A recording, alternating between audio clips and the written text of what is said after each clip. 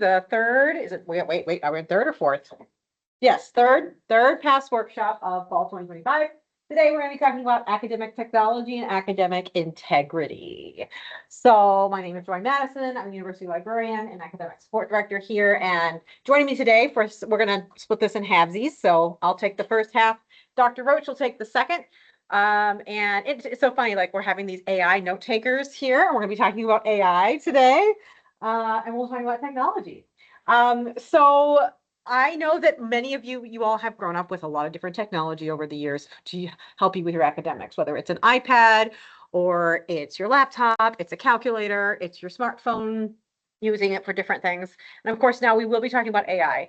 And if you know me, I also like to interrupt, ask questions. You can do that too. So if there's something you want to discuss or you have a burning question you would like to talk about, we'll get started. So the first thing I do want to talk about is actually the technology portion, because I want students to know that in the library, we actually have not just books to check out, but actual technology you can use for your classes. So that includes laptops, Chromebooks, hotspots, graphing calculators, phone and laptop chargers, HDMI cables, like if you want to like project something onto a flat screen with your laptop, microphones, podcast equipment, and a lot more actually. So that QR code will take you to the page where it has a bunch of different items available for checkout. You check it out just like a book. It's kind of nice. So, and again, you have to return it. So even things like the laptop, you don't have it a whole semester. You'd have it for like a month or so, and you'd have to return it. So it's kind of nice in a pinch if you need something.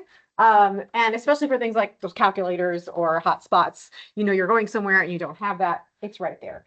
So, and if there's something you'd like to see, I'm always interested in your suggestions as well. This is very much of a moving collection for us in the library. So if there is a particular item that you'd like to see technology-wise that would help you in your classroom, or maybe your professor's like, oh man, that'd be really great to have. Be like, hey, ask Troy Madison in the library. Maybe we can get her in the library, because I really want to make sure you have what you need to succeed. And including not just books. So sometimes we call them like anything emporium, like anything is possible to check out from a library. It's not just books. We want to make sure you all have what you need. Whoopsie. Well, that was interesting. Okay. So now we're going to kind of pivot a little bit and talk about AI. And I realize this is it can be a controversial topic. So I want to get started by talking about the fact that I know that many of you may have already used what we call generative AI in the classroom or outside the classroom. I'm very familiar with most of you. I'm assuming have either you're aware of it, ChatGPT or something like that. You're aware of this to a certain degree. So I'm not going to do a show of hands like how many have used it or anything like that. But I do want to kind of start this conversation by considering an example. So you're out in the woods. It's a beautiful fall day. You're sitting there, you're taking a little walk, and you love mushrooms. Okay, maybe you don't love, maybe some people of you love, I'm a late adopter to loving mushrooms. My husband loves them. And you're like, I want to know how to forage mushrooms. This sounds really fun. But all you have in your hand is your smartphone. So you come across an unidentified species of mushroom. And you know, there are some mushrooms that, you know, if you take it, you could, you know, have some trouble, to say the least. So here's my question to you all. Would you ask ChatGPT to identify a safe mushroom to eat? No? No, why not? Oh, it's not reliable. Why isn't it reliable? It can't scan pictures? Uh-huh. Okay. What about anyone brave enough to be like, yeah, I'd try it? I would ask ChatGPT. All right, I'll do it. Well, I would say I would consult it. And it would lead me to other sources that may be reliable. So I wouldn't just do it on its face, go Casey, unless I was with you. And you went, are you a mushroom forager? Yeah. Well, I asked this question because, believe it or not, I asked the same question 2 years ago when ChatGPT first came out to a group of first years who are, oh my gosh, some of them are now juniors. Okay, when this was coming out, a lot of them said yes. I would absolutely ask ChatGPT that question and see what it says. And I said, you realize this is actually based on kind of a real example of people who actually tried this as a study. And this was even before Gen AI. And a lot of the things that it really just have to do about your critical thinking skills, right? So thinking about using something like mushrooms, especially if it's a life or death situation, and evaluating a source is now more than ever become a life or death possibility for you. To be thinking about where your sources come from. And one thing we talk about in the library, and I mentioned our 2 policies here. The reason why this is so important to you all is because the more you trust and use generative AI for your classes, the more you don't realize how much you're actually trusting it, right? The more it kind of goes up and up instead of being able to realize like how much are you trusting your own knowledge or other sources. And yeah, maybe it's a good starting point, right? And then maybe you can jump off and go somewhere else and verify it with another source. I also wanted to point out on this page 2 policies that are actually very, very important for you to at least familiarize yourself with at least once. Especially, both of them are equally important. The first one's actually pretty new. There was a faculty and staff-led AI task force here at Benedictine. I think they wrapped up last year, I want to say. And they put together some guidelines. I really highly recommend you taking the time to look at it. It's also on our website. I didn't put the link in, but you're welcome to take a look if you just Google BenU AI policy. And really make sure you know, because one thing Dr. Roach and I will be discussing today is that every professor is going to have different guidelines for you when it comes to AI. You probably already figured that out. If you're not sure, the syllabus will have it. And the next part also is the academic honesty policy. And so why do you think we talk about academic honesty and AI? Anybody? Why is that important to know? Yes. That is absolutely correct. If it does your work for you, you're not really learning. And that's really what we're going to be talking about a little bit more today. Okay. Okay. So if you're using AI for your course, let's say a professor says, yes, you can use it in X, Y, and Z situations. Okay. One thing we talk about, and I kind of like this joke from, it's dangerous to go along if you've done any Legend of Zelda stuff. Take this. So one of the things there's some questions you can ask, and I have a link there called link to the CRAP method, and we talk about the CRAP method and talking about evaluating sources. CRAP method's actually been around a very long time before Gen AI. It's a great way to ask yourself. It's an acronym. You can ask yourself when you're looking at any kind of source, whether it's a website, a TikTok video, or actually ChatGPT itself. Okay, so you can ask yourself, is the information current? When ChatGPT 3 came out, there was a limit to how many years it would go up to. I think it was at the time, it was like 23. So if you were asking it questions in real time about something going on in 25, it couldn't give you answers. I'm not sure if that's still the case, but that's the first question. Is this current information I'm getting received? You're looking at a video, but actually they're not telling you the timestamp of that video, right? It looks like it's happening right now, but you know what? If you did some digging, you'd find out actually this was from 10 years ago. That's a very important question to ask. The second one, is it relevant? Is it relevant to what you're looking at? Is it actually talking about something else, but it makes it sound like it's exactly what you need? Is this relevant to your needs for the assignment, for the course? Is it authoritative? Where is ChatGPT getting its information? Who bankrolls ChatGPT? Does anyone know? It's a company called OpenAI. OpenAI has its own agenda, right? It's a company. It's not for profit. It's not saying, oh, we just want to give all this wonderful information to the world for free. This is wonderful for all of you. You should be thinking about where the information comes from. That's true for using Gemini or using other Gen AI. Where is it coming from? Where is the source? Follow the money, right? That's what they say. Is it accurate? How would you find out it was accurate? Double the source. Ask yourself, how can you verify this accuracy, right? And lastly, the P for crap is purposeful. What's the purpose behind this content, right? And it also kind of goes back to authority, right? What's the authority behind this? What's the purpose? So that crap method link actually does take you to a LibGuide that gives you all those questions. So if you want to have PowerPoint slides, I will make sure if you send me an email, I'll send them your way. That's been around for a very long time. It's been used. It's really great, especially when you're doing more intensive research papers. It's really important to keep in mind. Now, before I hand it off to Dr. Roach, who's going to take off the rest of our time, I just want to give you a couple tips that I've learned because we're all learning about AI in real time. Your professors are, we are, everyone is kind of learning this as we go. But here's some things that I think hopefully may be helpful for you. First of all, Gen AI is not a source. So you cannot quote it in a paper. Anything for AI is a tool, right? So it's a tool you can use, not say you should use in certain situations, in certain cases. If you're a professor or other areas, people say that, yes, you can use it for X, Y, and Z. Don't use it as a source, if you know what I mean by that. So you're not quoting it as according to ChatGPT. No. If that comes in a paper, that's not good. It's not a source. It's a tool.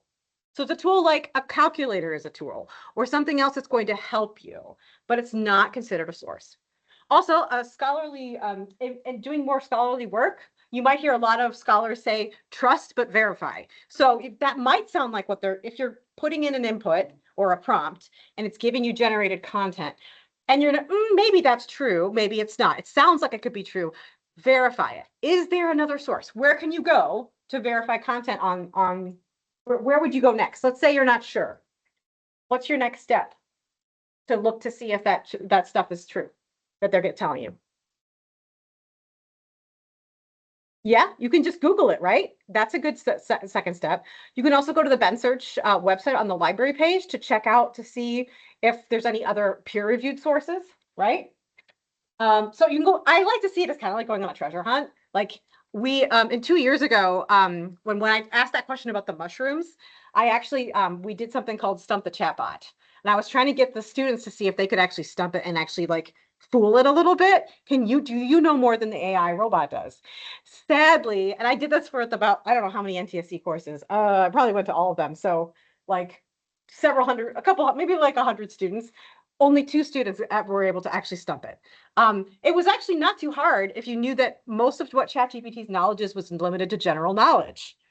If we kept asking you things like, what's Benu's mascot? And I got it wrong 3 times. Things like that, right? Like, or like something more specific to a locality, or what's your, like your high school football team's average for whatever game. That kind of, the more local information that you knew, they didn't know. So we were able to stump it that way. But it's fun to go on a treasure hunt sometimes to go see if you can stump it. And I do encourage you, because you still, at this point, at least in our knowledge right now, your knowledge matters, right? What you know about your life and up until this point matters, maybe even more than AI does. Thirdly, AI is not an author. Now, this is kind of a controversial statement, right? Because even in peer-reviewed journals, you might see that there are co-authors, and they're listing artificial intelligence as a co-author. But at least from my perspective and from what we've talked about people in the field, AI is not a human. Authors are human. Now, can they generate content? Yes. Is it large language models being able to move words around through algorithms and how many times a word comes up? Sure. But as an author itself, now there's someone who put that together, right? So the person who put that together through AI. So that's I realize that's a debatable thing that I'm saying. People might want to argue, and that's fine. But for right now, AI is not an author. And lastly, of course, and Dr. Roach can talk about this more, always, always, always check your professor's syllabi. Because some professors, and I think we've run the gamut here. Some professors are like, absolutely. There's even some courses, I think, in the business, some of the business core in the 4,000 that are teaching folks how to use it. That's great. Others, absolutely not even a little bit. Okay, so I think we have the policy that is a more guidelines, but they also take you back to your professor's class. So some were saying absolutely not. Some certain cases, right, is okay. And they're going to tell you exactly, and you're really going to want to have to check with them maybe multiple times to make sure. Because if you're not sure, sometimes it's a little bit of a gray area, right? But you really, really, really want to make sure you're checking with them. Okay, all right, that's my portion. Dr. Roach, take it away. I don't know why I'm doing that, but. All right, so what I'm going to talk about today maybe has maybe more of a focus on writing, because that's what I teach and that's what I focus on. But it's applicable to the other disciplines as well, different assignments as well. Same things are holding true. So we could, Yeah. I don't know. Okay. Yeah. All right. So I'm going to start you off with a question. How do you define plagiarism? We live in a society where there's a lot of borrowing. I mean, if you surf the web, you go to one site and it has this language, you go to another site, it's exactly the same language. You go to the third one, it's another language. So we might be thinking like, oh, that's okay, because you don't need to, if everybody is saying it that way, I can do it as well. So let me go back to that question. How do you define plagiarism? What do you understand of the definition of what plagiarism is? Yes.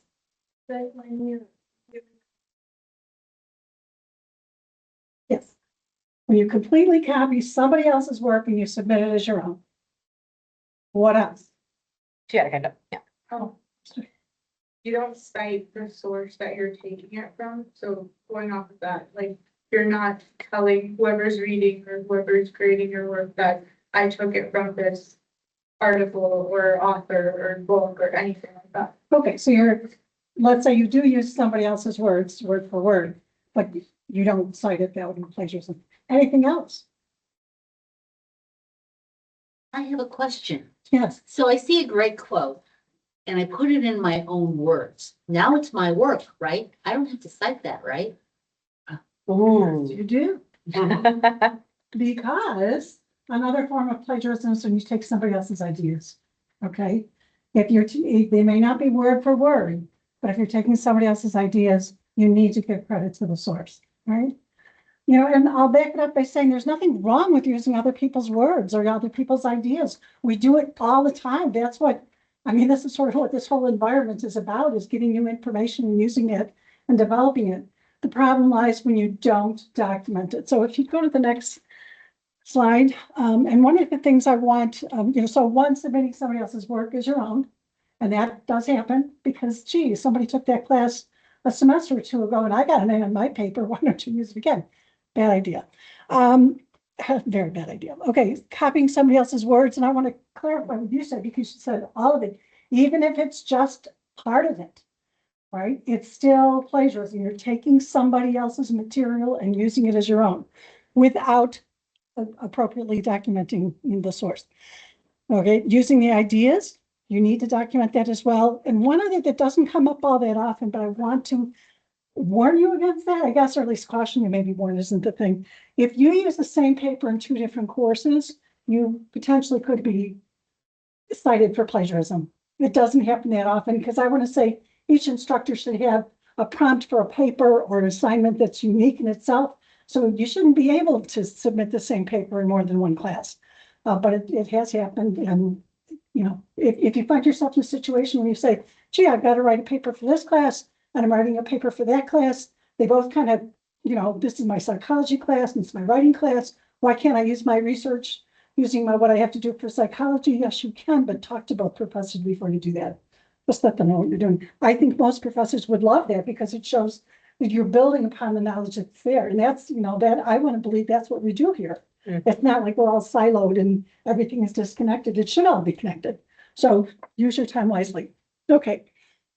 And I want to say I am not against AI. I think AI has made life a lot more pleasant and convenient. And so, like, I got my smartphone because I wanted that GPS thing on the phone so I could tell what the road work is like. Isn't, don't go that way, go that way. And I've discovered some really nice paths thanks to, you know, AI. You know, it's like, I didn't know I could get here this way. So it's not like I'm against it, but again, we're talking about an academic community, right? The academic environment.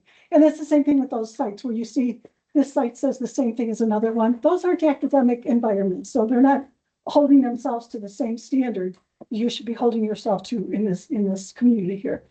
All right. So I know that using AI generated text is technically not plagiarism by a legal definition.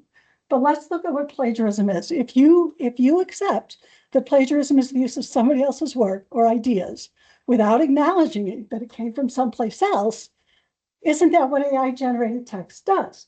If someone uses AI generated text and they're saying, I wrote this, it's not, it's submitting something else. I guess can't say somebody else's, but you're submitting work that isn't your own, right?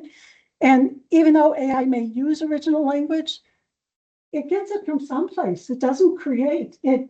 It repeats, right? Oh, wait, Dr. Roach, I have a Yes. question. Does that mean that AI is a plagiarizer? Well, it's AI. It's not. I think in terms of plagiarism is something that's is applicable in some environments and not others. So again, this is the academic community, Right. and these are the standards that you should hope to uphold. Let's just say, if I can interrupt. Yes. Right now, there are actually a lot of court cases going on for copyright ownership with Oh. AI, because creators are angry that AI is using their work without permission. So this is very relevant. So continue. Yeah, and you know, I know that AI generated text, you can say that you need sources for it, and it will give you sources. That's been my experience, because I've had some experience reading AI generated text, those sources don't exist. They're made I up, look them up, they don't exist anywhere, hallucinated.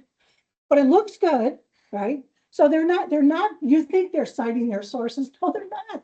They're making it up. Okay, I should say. Well, yeah, it's hallucination. That's what it is. Okay, and a couple other comments in terms of AI generated text, an AI to generate text, using AI to, okay.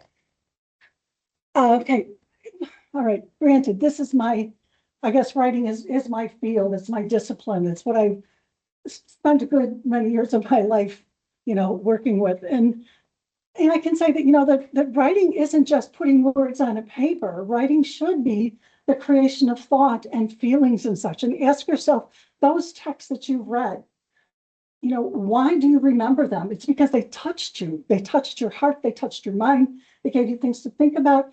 AI doesn't, okay, AI doesn't seem to have the same capacity to do that, right? They're just putting things together. And I think the second bullet is a good one that explains it.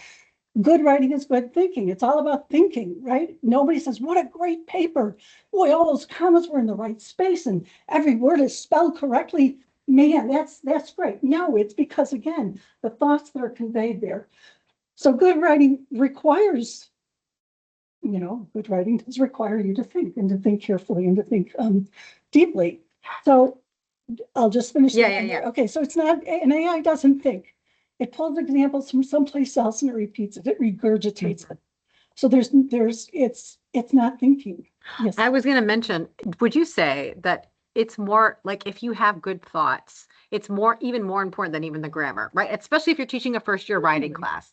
If you see that someone's giving in that effort and really can maybe take some time to develop some fascinating ideas or whatever, or like really, you can tell, right? You can tell as a writing professor versus even if the grammar's not there or you don't get the sentence structure exactly right. Yes. And like I say, nobody really enjoys the paper because I don't know, maybe somebody does, but you really are reading, you're enjoying a text because of what it says. Right. Okay. And that's why, Ms. Madison, you made the comment that you might know as much as AI. I would argue that you know more than AI because AI doesn't know anything. All AI is doing is retrieving information. Yes. You know stuff. Yes. Your experience. Right. Exactly. Right. And you could retrieve it too, just not as quickly as AI, but you have the capacity to do that as well. Mm-hmm. And this is already mentioned, when you use, plenty of studies have shown us that if AI is used to generate text, there's little to no learning taking place. Okay, that's to generate text. Now, other things, yes, but in terms of submitting something that you let AI do for you, what did you really learn, right? So, okay. All right, now, why do people plagiarize? Why do people feel they need to use AI to generate that text instead of using it themselves? So I think there are two types of plagiarism. There's intentional plagiarism where people know they're doing something that is not acceptable by the university standards. And I think we've all been in situations where we felt that time crunch, right? So some of them, people say, I ran out of time. It's due tomorrow. And I don't have, I don't have it. So I got to turn something in, right? I don't have enough time to do it. Or, maybe it's just like, I just don't care. There are other things I want to do. This is not where I want to spend my time doing and such. And you can go through the list itself. We all know what it's like to feel that crunch, to feel that lack of motivation and such, but that's an excuse, right? That's an excuse. It's not a reason in terms of that. And I think it's true, fear of asking questions. Sometimes we do things because we're not sure what to do. So we just go ahead and let something else do it for us and such. Let me point out that whether it's intentional or unintentional, it's still plagiarism. Right. So nobody's going to say, oh, I get it. You were so busy. That's okay. I'll let it slide this time. No, I don't think they will. Right. Whatever. Yeah. I'm also thinking and this was, I think, a pitfall for me, especially when I was in college and grad school. I want to appear like I look like I know what I'm talking about. I want to appear like I know more about the subject than my professor or my other classmates know, right? I want to give myself that edge. Right? I think we all kind of feel that a little bit, especially in a high pressurized environment. And I think that's also kind of where we're kind of skirting that lines of yeah, I know what I'm talking about, right? You want to make yourself sound that way. I think for one, I'm going to validate you. That's totally normal. But also keep that in mind when we're talking about AI. And call that then, why would you call it unintentional or intentional plagiarism? I think it's just a feeling. I would say the next step would be what you do with it, Yeah, right? Yeah. It's about what you do with it. I think that feeling of, I want to sound like I know what I'm talking about is totally normal. I It's, think it's totally intentional though, because you're putting forth a false persona of, I know what I'm talking about. In the real world, it's not you knowing what you're talking about, it's your source. well, I'm talking about the feeling that comes first. The next step is what you do with it. If you go back to the textbook or go back to the materials, the sources to get yourself more familiarized, well, then, okay, then you do know what it is. But yes, if you use AI to kind of summarize it for you, or you rely solely on the summaries, it could backfire, right? So yes, yes. but I would say I was one of the fear of asking questions, because it's like, I should be able to figure this out. Yeah. I'm smart enough, Yeah. I should be able to figure it out, so I'm not gonna ask questions, I'll look at it. It's like I didn't figure it out, and now it's even later, and then I feel even more foolish, because it's like, now my professor's gonna say, why didn't you ask me, a week or two ago? It's like, so I can relate to that, why you might hold back and things don't get done. But again, those are excuses, they're not really good reasons, like, as Joyce says, or, you do something about it. If you don't know, if you don't know, ask, right? And I would also say that motivation, and I remember something, Dr. Larson, that you said last week about make it your own or make it fun when you're studying. No matter what, especially in a writing situation, I think for the most part, your professors are going to give you some leeway. Make it something you enjoy, Yes. right? Yeah. You can find some little niche that you should be able to latch on to make the assignment, more engaging. I can't tell you how many people say, well, I like to write about stuff I like to write about. Who doesn't, right?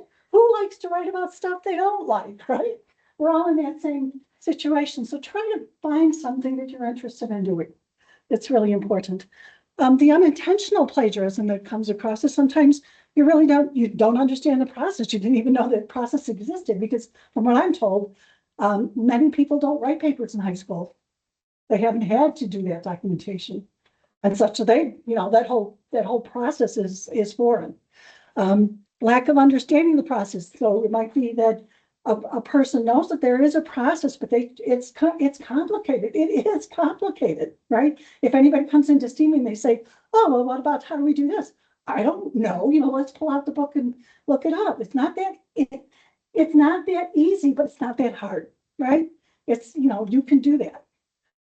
Carelessness, sometimes people mean well, but they just don't check things. And, I get papers that sometimes I see, the little blue squiggles and the little red squiggles when they submit the document. And it's like, why didn't you change that? The computer is telling you that's a spelling error. But that happens in my own papers, right? I look at it, like when I pull it up again, it's like, why didn't I see that little red squiggle? I don't, because I was careless. I just didn't take the time to slowly go through it. And laziness, I mean, I think not, we all have times where we just don't have the energy to do it, right? So again, you don't mean to do something that's inappropriate, but it sort of happens anyway. And let me repeat again, it doesn't matter if it happens intentionally or unintentionally, it's still plagiarism. The repercussions might be different, but it's still a problem. So you can't just excuse it away, right? Okay, so what do you think the problem is with plagiarism or using AI generated text? Why is it so bad? Why am I making a judgment? What's wrong with it? Why can't we just? Copy and paste. Yeah, everybody else does From it the assignment, right? Right, their answers. all the time in the world. And let's face it, amazing.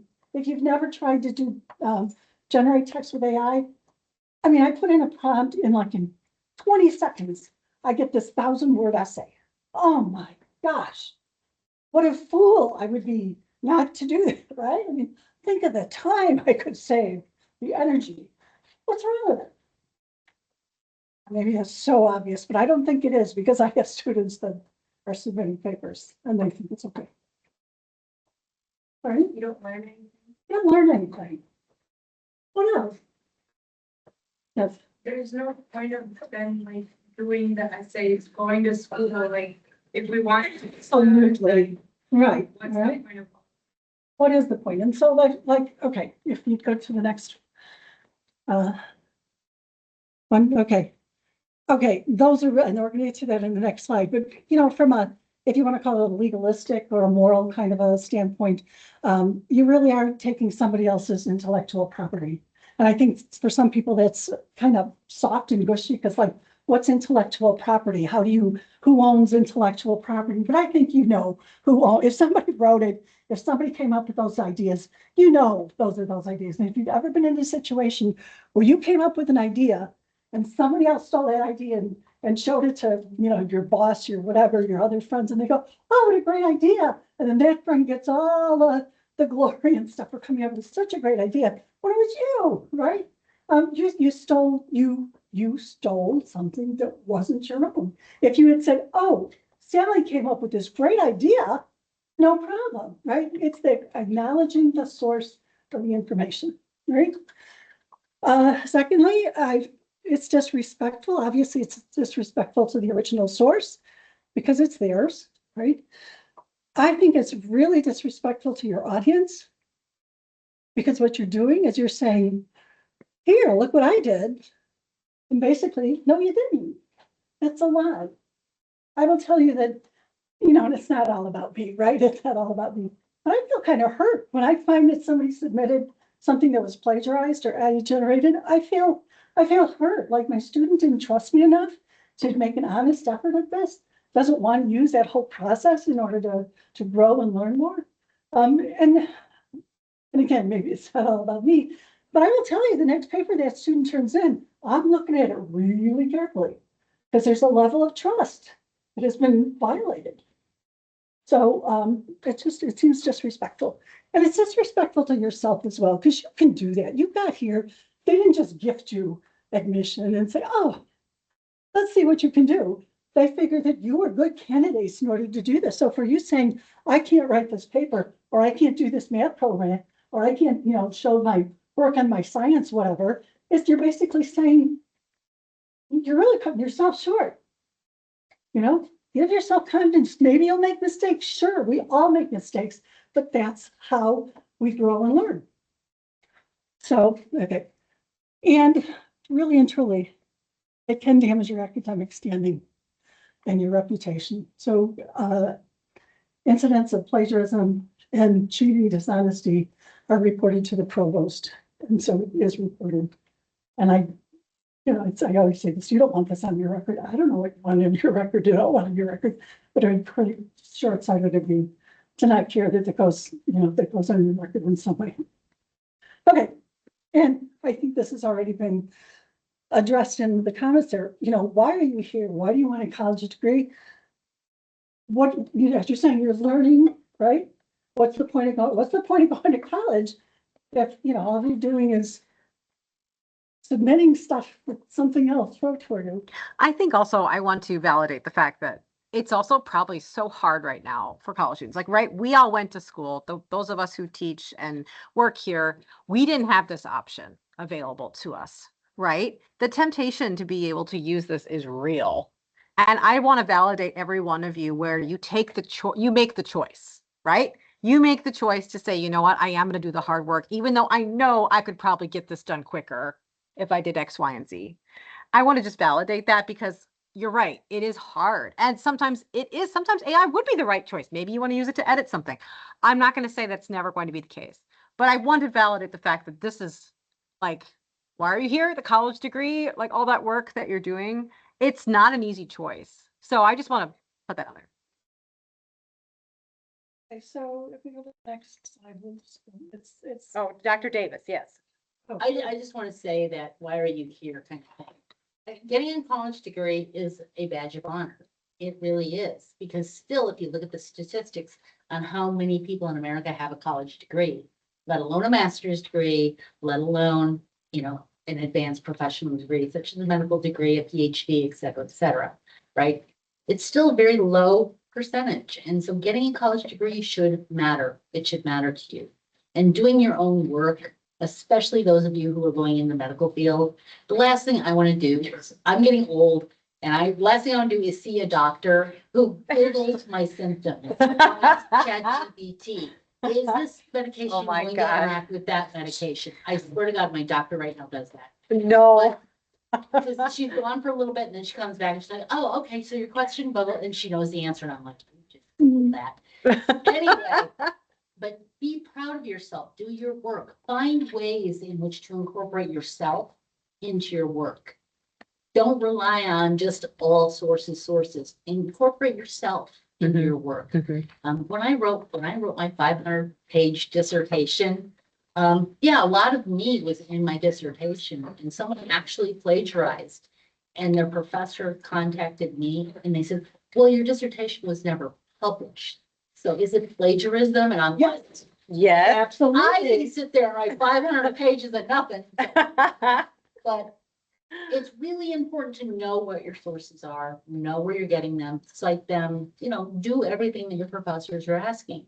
But ask them, try to find ways in which to incorporate yourself into whatever it is you're doing, and you will enjoy it a lot. Absolutely. So I think sometimes people feel like it's just, I'm generating stuff. I have to do all this homework. I've got to do this, my math, my science, whatever it is, write these papers. And it's just like, you feel sometimes like you're just in a mill trying to chug things out. It's all about turning stuff in, but the reality is it's not. Yes, you turn things in, and turning things in is important. But the reason you turn things in is that your professors are using that to assess what you actually learned. So if you're not doing the work, turning in a paper, assignments and such, what's the point? As you said, what's the point, So anyway, and here, I think a lot of people will say, oh, I want to get a job, but okay, so your degree may get you the job, but it's the skills and the strategies and the knowledge that you've acquired in your academic career journey that allows you to keep the job, right? If you don't have the skills, if you don't have the strategies and knowledge, you may not stay there very long, right? So, and I just saw in the New York Times just today about people that are using AI to generate their cover letters or whatever, and they're inserting secret little things in there. It's like, oh God. imagine if somebody applies, gets the job, and then the employers realize this person deceptively, got in there. It's like, are they going to keep that job? Probably not. All right. Anyway. Okay, so, we're talking about plagiarism and such, and so it's really not a big deal. We use people's ideas, we use people's words all the time. The issue is you've got to document your sources. You've got to give credit where credit is due. So these are just some of the methods of documentation styles. I think sometimes it drives my students, so it's usually freshman students, and they're like, what's the difference? And there are so many different kinds of it. Let's mix and match. No, okay. It's the documentation styles are connected with certain disciplines. And so in your writing class, you're probably going to use MLA. You might use APA. In your psych class, of course, you'll use APA.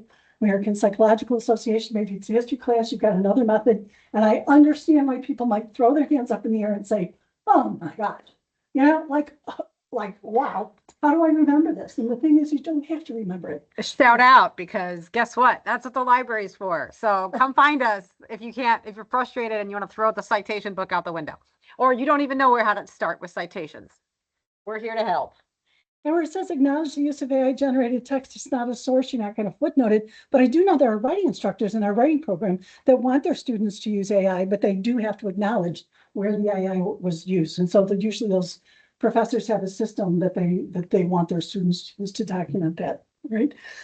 When we're talking about documentation, and this is another thing that throws people, you have to have two parts. If you don't have two parts, you might get accused of plagiarism because there's not enough documentation.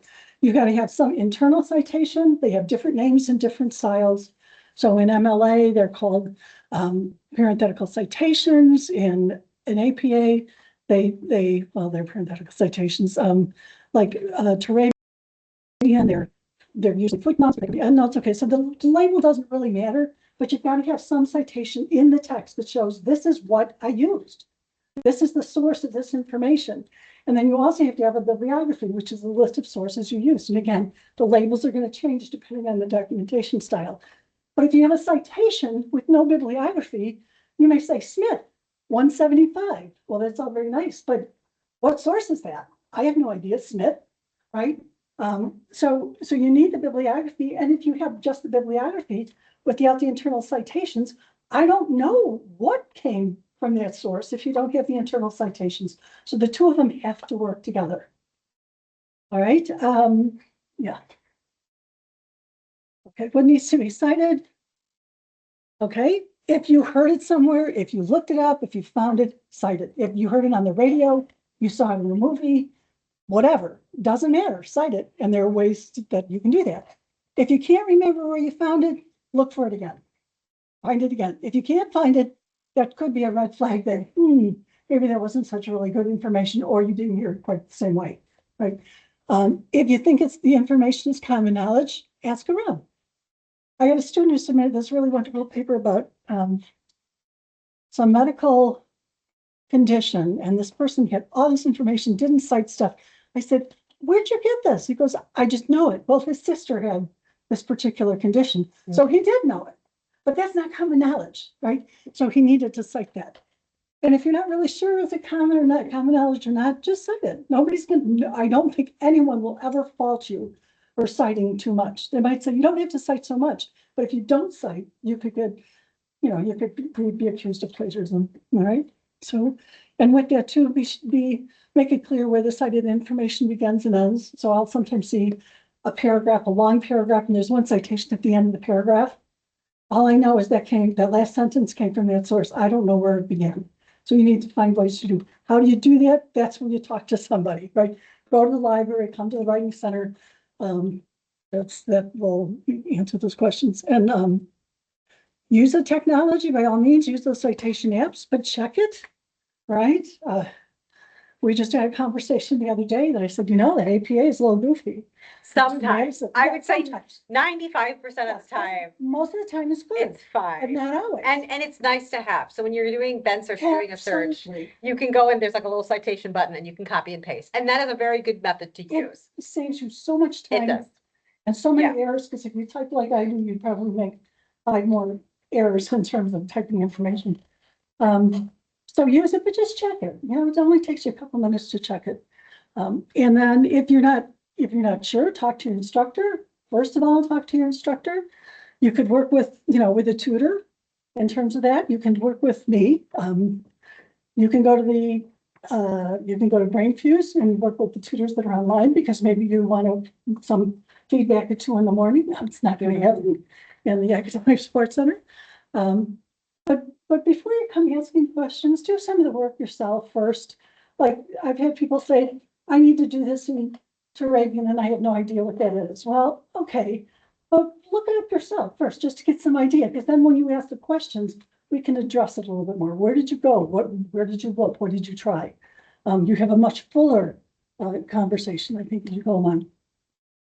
Okay, questions, concerns. And as I say, I know I focused on writing, but and I don't know, do you have plagiarism with math and science kinds of situations? Okay, so it's not just limited, it's not just limited to the writing. And if you haven't already, please make a point of checking that AI policy on your syllabi, because I think sometimes people say, oh, this professor says it's okay. That doesn't mean the rest of your professors think it's okay. Or I'm a real hard-nosed kind of don't. I don't even like it for generating ideas, because what happens with AI and generating ideas, it's going to give you the most common stuff. I wanted to add something too. So you all are going online, you're looking at social media, maybe you're looking at books on Amazon. We have so much AI generated text, right? Books that look like they're authored. But remember, I don't see AI as an author. If you don't see citations at the end of a book or at the end of an article you're viewing online, that is a red flag with a capital R. Why is that a red flag from what we talked about today? They're plagiarizing. They're taking it from somewhere else, right? It's happening a lot more often than you would assume. So it's not just happening in the classroom. This is happening outside too. So the stuff we're talking about today is endlessly applicable to stuff you see on TikTok. Someone's just like making a video, right? And they're like, yeah, this is cool, blah, blah, blah. I'm talking about what's going on, you know, across the world, blah, blah, blah. They're literally taking it from someone else, right? Sometimes, and they do not cite a source. They don't cite where they're getting it from. It's happening all the time. Let me just jump in terms of why do we bother, why does it matter? Why do we have to document and such? We do it for a couple of reasons. One is that it builds our authority, our credibility, our ethos, for those of you taking writing classes, that, you know, it shows your reader that you've looked into this, you've done some studies on it. You're not just making it up, but you've got something valid, you know, to go back on. The other reason we do it is, and sometimes people might laugh at this, but I think it's true. When you write something and you have the sources, the idea is somebody's so excited about what you just wrote and they want to learn more about it, they can go to those sources and they can continue the search and such. So it's a conversation with you and your reader. It's not just busy work that you have to do, you know, that you have to put in there. It's part of that academic discourse community. We talk with each other, we work with each other, you know, and maybe we challenge each other, but that's all good too, right? It's all part of that process where we grow. So, yeah, I guess that's my point. Susan, Yes, I think it's really important also to remember that when you are doing speaking and you're presenting your material, whether that be, you know, giving a speech or presenting something from your homework or something, if you have a source, you use somebody else's material in your speech, in your presentation, you still have to cite your sources during that as well. I mean, I've been to lots of presentations where I hear students go, well, 9 out of 10 students here at Benedictine believe that we need a bigger library. And I'm like, where's your source? Right. 9 out of 10, really? Where's your source? Who'd you talk to? You know, or I'll hear, you know, well, 7 out of 10 think our tuition's too high.